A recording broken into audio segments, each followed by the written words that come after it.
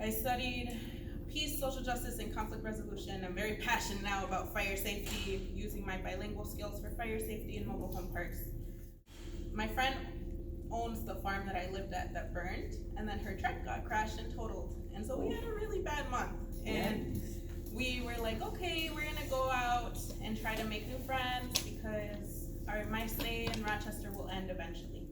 But we're very careful people. I'm very careful. And we went out to a speakeasy and we saw you guys outside and you guys were so friendly to us, and I was gonna write a letter to the police department because you guys were so friendly. Some of you remembered my name, and we came back outside and then my friend started handing out sandwiches with you guys.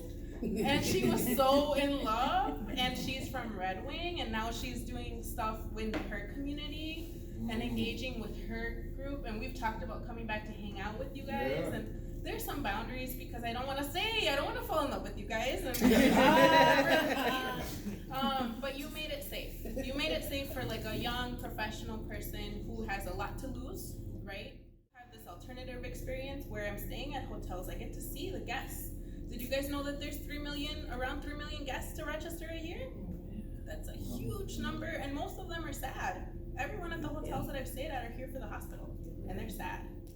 Interesting city, but like I just want you to know that, and I want the police to know that this is super valuable, and it might transform, and it might turn into something different as the community changes, but it's also something that you guys are never gonna forget, and that there's studies about this, there's other cities that are doing it.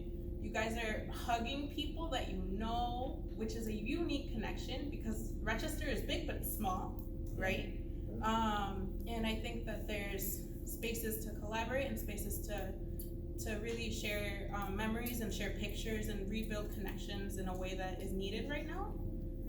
But then for the young people, to let them know it's aside from COVID, because I'm also a germ freak, like it's safe to go back out. It's safe to share these spaces. When we were leaving, like you guys were kind of looking out for people but to also let more young people come in and share that space because burnout is real and it's late. You guys are doing late nights, and I don't know if you're doing Friday, Saturday, Sunday, but like no, just Friday, Saturday. Just Friday. Oh my gosh! But I really appreciate you guys, and I really, really appreciate like that. You guys gave me that safe space in a way that we didn't expect. You told me, you were honest about why you were there. You said there was some violence that happened downtown, but I wouldn't have known because it felt so safe. Awesome. Thank you. Reiterate from my story. I'm gonna bring a little extra because I have a relationship with Pam from professional background, what she do for a living, and we had already been having conversations. So when she had experience with CERT, I was out of town in Chicago when it happened, and she looked it up on Facebook, and she called me like, "Wow, you part of this amazing group." This is what we talk about, shifting the culture of not feeling safe. People coming down and not feeling safe downtown, and that was just an example of that. It's starting to work, and everything we're doing is starting to make sense. We got stories like PAM and how many other PAMs that's got stories, similar stories that just not talking, but they coming out. So I thought it was important for her to come to start to make it make sense. Yeah. You okay with it to just come and talk about CERT? Just tell them what CERT is and what CERT isn't, and I'll just kind of give a quick spiel about us. This is the first time I've ever talked in front of the police. Okay, so thanks. We are really excited how welcoming you guys have been to us. Any interaction that we've had downtown, I haven't seen everybody's faces, but you've made us feel comfortable, you've made us feel welcome, you've made us feel encouraged and empowered. Whenever we have a situation, I feel like we've all done really well interacting, commingling, and hopefully like you guys can maybe breathe a little bit more and focus on those important calls and not necessarily dealing with somebody that really just needs to talk to you. Our initial motivation has been growing within all of us. We had felt a need for something like this. So when we lost JR downtown, it just became obvious that one man downtown alone wasn't enough. And so I don't even know that it was many phone calls that you grew a team quick. Everybody just connected really naturally. We'd already had relationships. We've all changed our lives. All of us are sober. All of us are law-abiding. If we are not, we're not a member of CERT.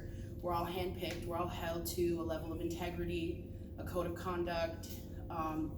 For us, it's really important that we can make a difference by making people realize that they matter and that someone's there and that they can be heard.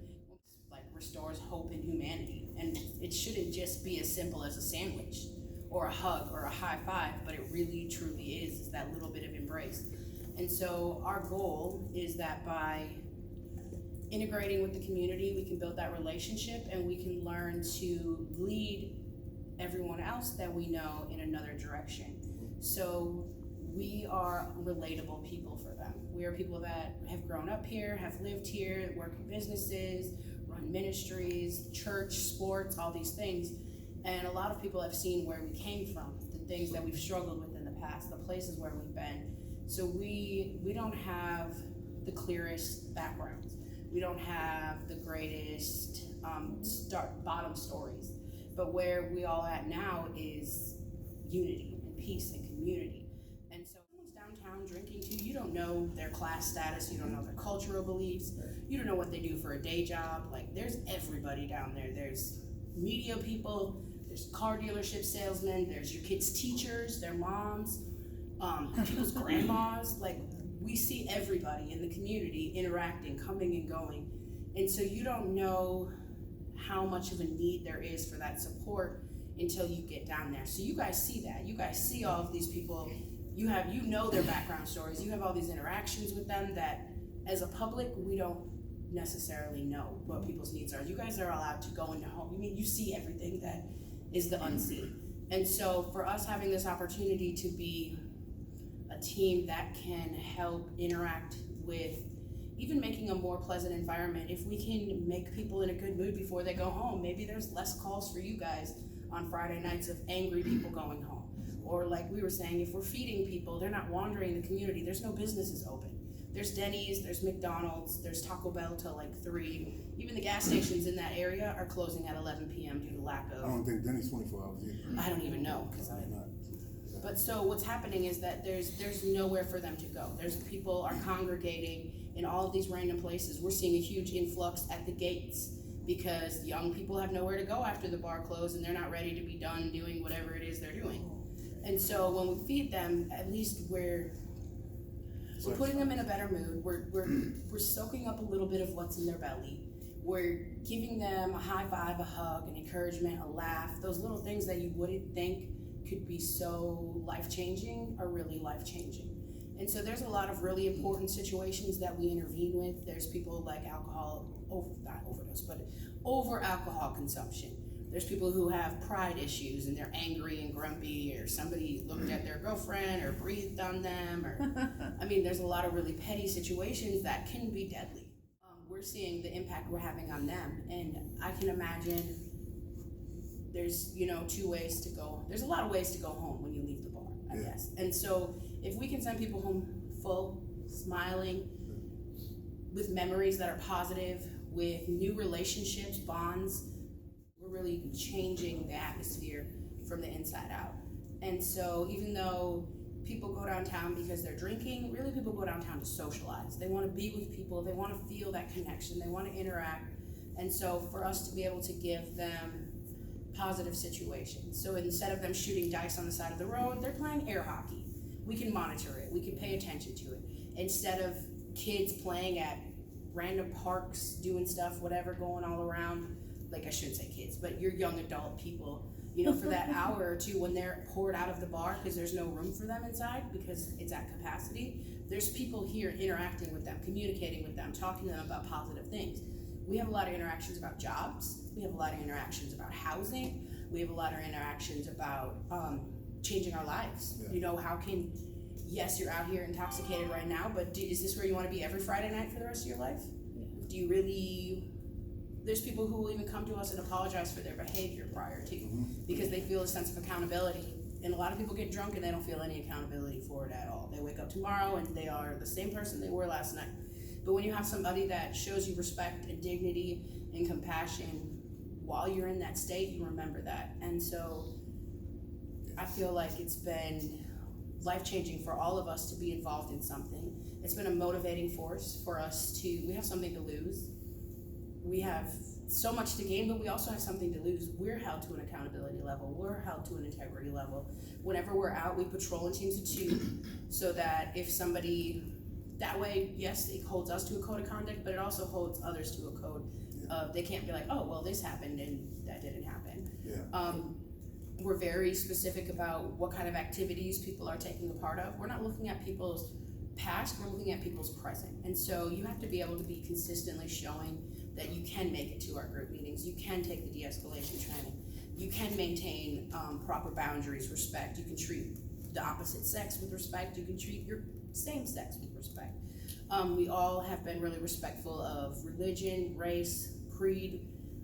We've seen a lot of people that really just don't even know why they're downtown. They're not really there to be in the bar.